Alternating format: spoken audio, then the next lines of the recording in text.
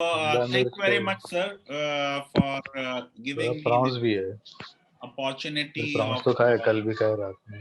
sharing my views. May I request all others to kindly mute themselves? So, many years ago, when I was admitted to Aligarh Muslim University, they don't have a ragging, but they have something which is called introduction. So seniors will call juniors, will raise all kinds of questions. And the question put to me was that explain India in one word. And I said diversity. So I thought that I have fully satisfied my seniors and my introduction will end. But then one of the seniors said, no, give one more word, because he has another word in mind rather than the diversity. And then I said tolerance. And that was the end of my introduction in Aligarh. I am at loss to see where we have reached. That we have reached such a stage that when the new members in our Lok Sabha today take oath, you get slogans of Jai Shri Ram and you get slogans of Allahu Akbar. Now, this is not the kind of India which framers of Indian Constitution had envisaged. I think we need to appreciate that we have huge communal rights all over, pre-partition, post-partition. Partition was absolutely flawed because nations are not created in the name of religion and should not be created in the name of religion. And the way Bangladesh was created within 25 years proves that religion has nothing to do with a nation. Nevertheless, at the time of framing a constitution, when we had all the power in the world, and no one could have prevented the framers of our constitution from declaring India to be a Hindu Raj, they decided in their wisdom to be a secular state. Of course, today many people say that word secularism was debated and it was rejected. True, because the framers of the constitution thought that it is so obvious that it need not be stated specifically in the Constitution of India. Similarly, word federal is not there in the Constitution, but Supreme Court has said that federalism is the basic structure of the Constitution.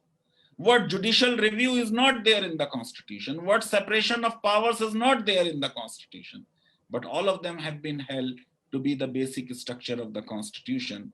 And 1973, before Mrs. Gandhi, through 42nd Amendment in 1976, got word secular inserted, Supreme Court in 73 itself said secularism is the basic structure of the Constitution. And why did we, at that point of time, when we had all the power and every justifiable reason to make India to be a Hindu Rashtra, did not make it a Hindu Rashtra? Because though our country was divided in the name of religion, we considered that state and please mute yourself.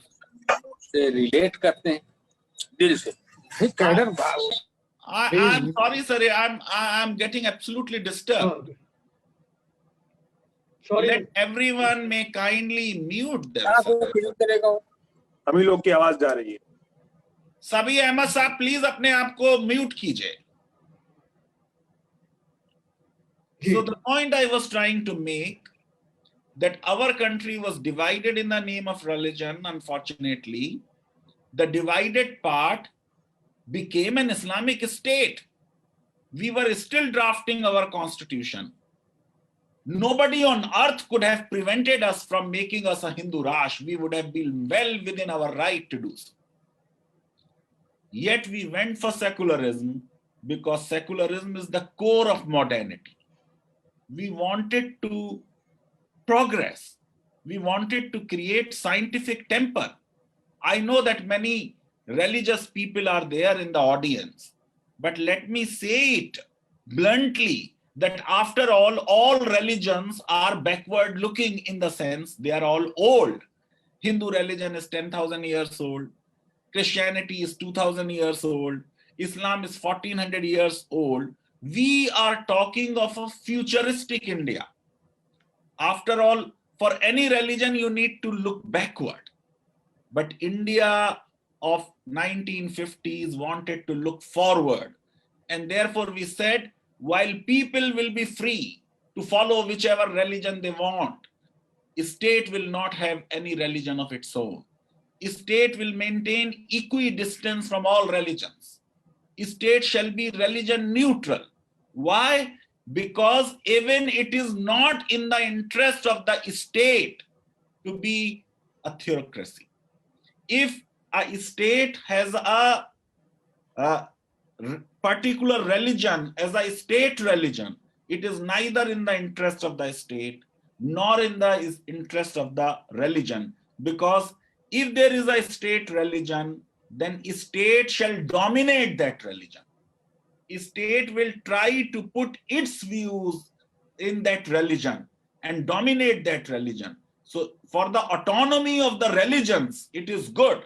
It is in the interest of the religions that we adopt the two-sword theory. Of course, we could not get that far that we adopt the Jeffersian wall of separation in India.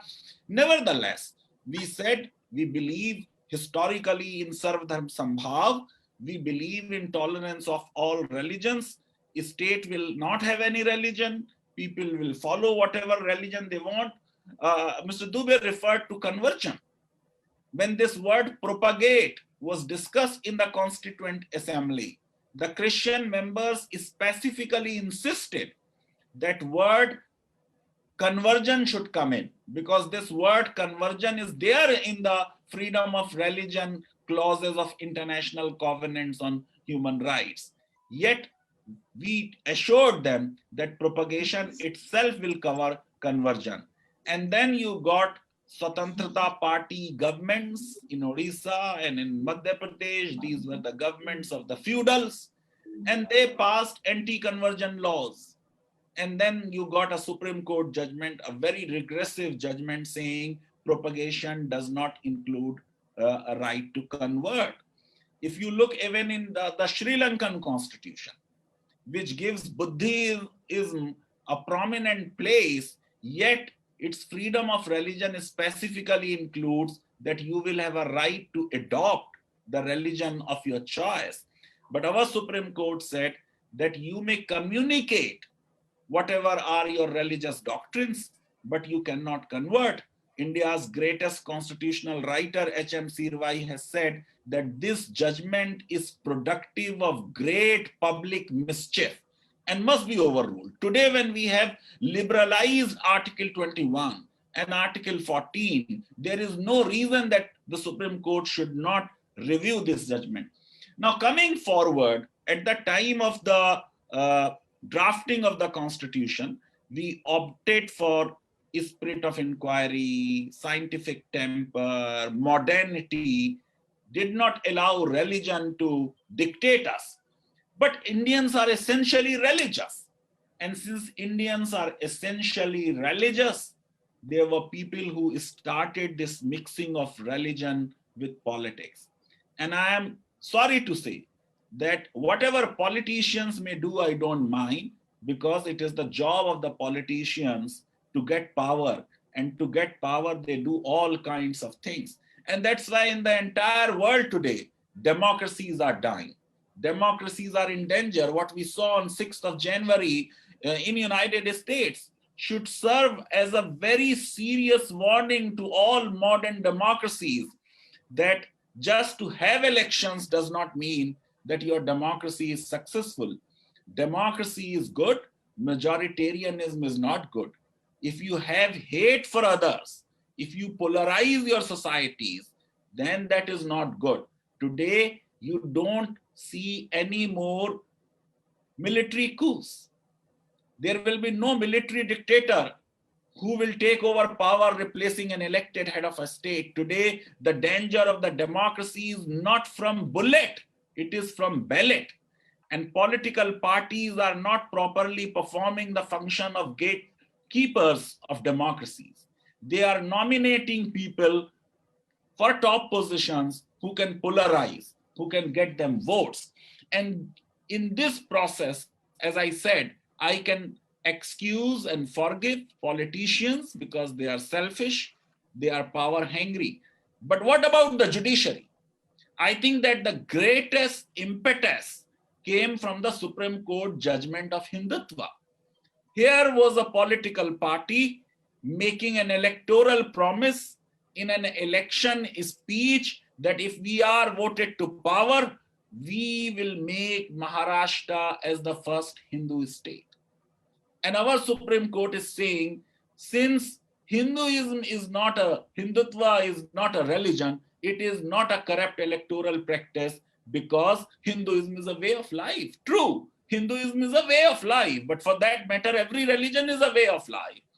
And in any case, if you look at Hinduism more closely, then it has all the characteristics of a great religion. It is indeed a great religion. And therefore, I feel that this judgment of the Supreme Court gave legitimacy to mixing of religion with politics. Narasimha Rao tried to separate the two, but failed. And then this whole Babri Masjid movement, where in my opinion, the Muslims also committed a mistake. They could not realize how much poison is there amongst the people, this communal poison. And therefore, at least after the demolition of the Babri Mosque, 1992, they could have worked out some kind of a solution. When you have such kind of communalism, then just believing in rule of law, trying to solve a problem through courts of law is not a solution. If the majority community believes that this is the exact place where Lord Rama was born, even though there is no Sanskrit inscription whatsoever proving it. And that's why finally the Supreme Court, neither ASI report has said that Lord Rama was born here, and a Ram temple was demolished to construct Babri Mosque. Supreme Court is relying on some traveler's record. But this insistence that we will just get a court judgment on that and did not indulge in any kind of bargain. Shankaracharya tried it. Ali Mia has also written about it. I think that there was some blunder committed by the Muslim leadership of the Babri Masjid Action Committee, which did not appreciate and see the writing on the wall.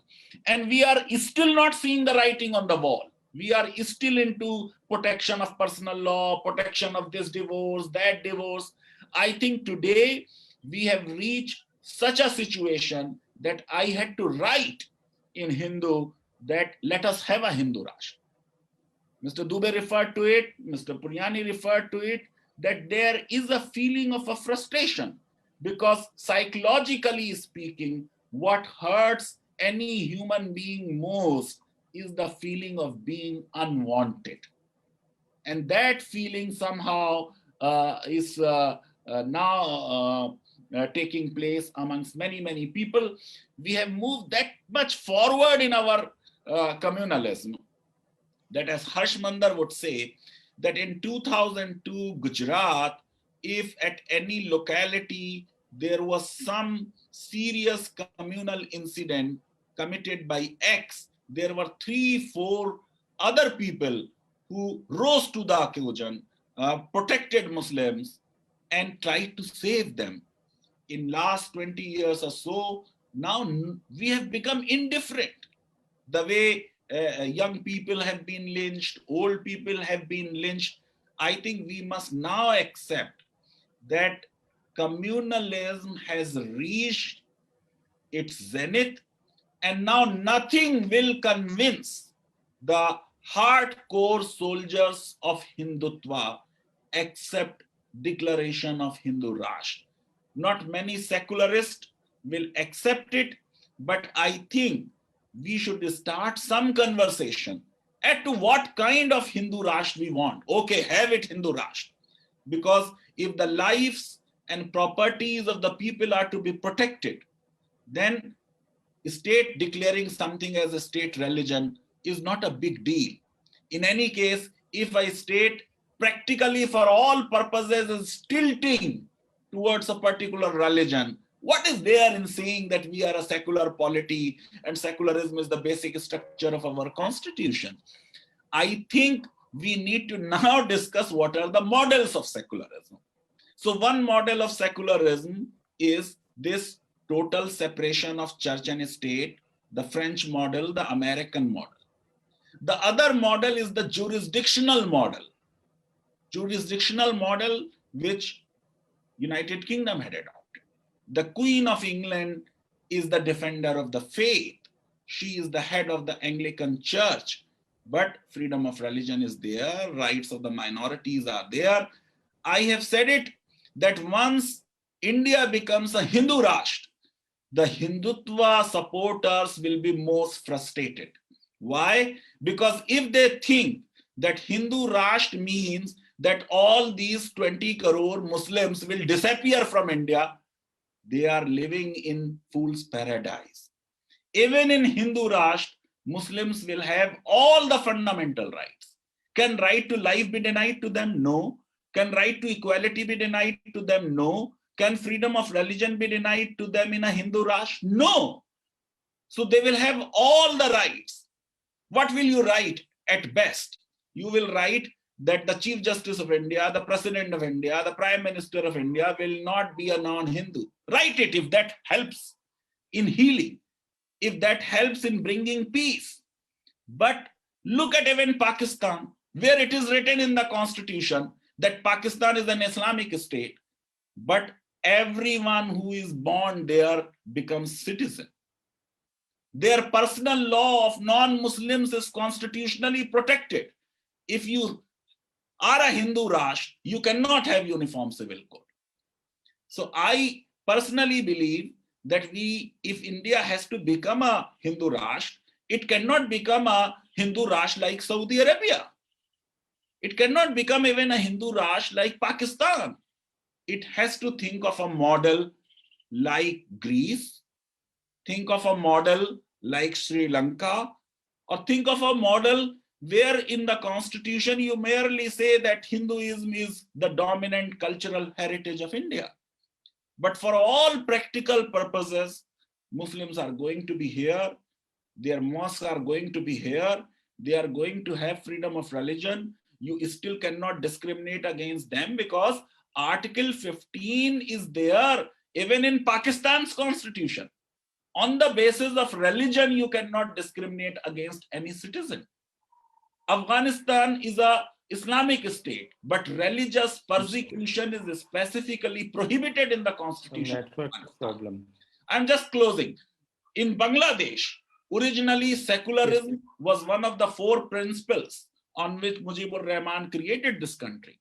And then you got a military journal who removed it. Now their Supreme Court has restored it. And after the Supreme Court has restored secularism, they again amended the constitution and brought in secularism. I personally feel that what Ram Punyani ji is saying, we need to now create bridges.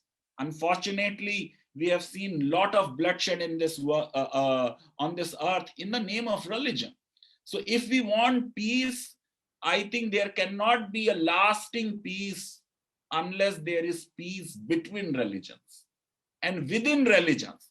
Look in Pakistan, Sunni Muslims are killing Shias, Shias are killing Sunnis. In Iraq, in Syria, in Afghanistan, Muslims are killing Muslims. We also had, a lot of conflict between Shivites and Vaishnavites. So personally, I feel that if we really want to move forward, we have to try to create some kind of mechanism through which people see that Muslims are going to be here. They had an option to leave this country in 47, they exercise the option of staying back. So they are here out of their free choice. If they did not go to Pakistan in 47, why will Pakistan accept them today? Which country can accept them, such a large population? They have to be here as an equal citizen. And therefore, let us return to the constitutional values. And what are the constitutional values? Our preamble, we are talking of justice, social, economic, and political. We need to give it to everyone, irrespective of religious affiliations. We are talking of dignity of individual. Dignity of each individual is important. Somebody referred to UP ordinance. UP ordinance has nothing to do with religious minorities. Of course, the way it is implemented, Muslim men are being harassed, and Muslim men are subjected to all kinds of illegal arrests. But basically, the law is it is compromising the agency of Hindu women. It is compromising the agency of Hindu women against the Hindu culture as well. Because if you look at our Hindu culture, our women had the right to choose their spouse. We had a Swamvar of Ram and Sita. So Sita ji selected Ram. Of course, there was a kind of a competition. Draupadi got Arjun out of free will, saying whosoever competes in this competition. So it compromises agency of Hindu women. It treats them not as an ordinary dignified human being by saying that they cannot appreciate that Muslim men are misusing them and cannot make a right choice. I think it should not be the Muslims or secularists who should be opposing UP and MP ordinances. The Hindu women should come forward, because ultimately it is taking away their freedom to choose a spouse. And finally, the last thing I want to say, on the one hand, we want uniform civil code. On the other hand, we are bringing these kind of atrocious laws. A Special Marriage Act is the Uniform Civil Code. A Special Marriage Act talked of interfaith marriages. We are not able to listen to you. Is that so? Your net is disturbed, sir. No, it is very clear, I think. Am I We are audible not now? able to listen to you. No, no, it is Am I clear. audible? We are Audible. listening. Your voice is clear, Audible, sir. Mustafa sir. So until Yeah, when please.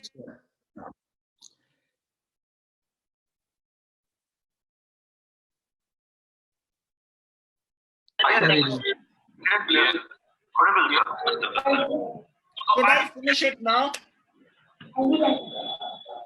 Yeah, you are audible, sir. Audible, sir. Okay, so I would just conclude. Yes, sir. Yes, sir. Please conclude. India has to remain as a progressive, modern, liberal, secular country. The responsibility is on the majority community.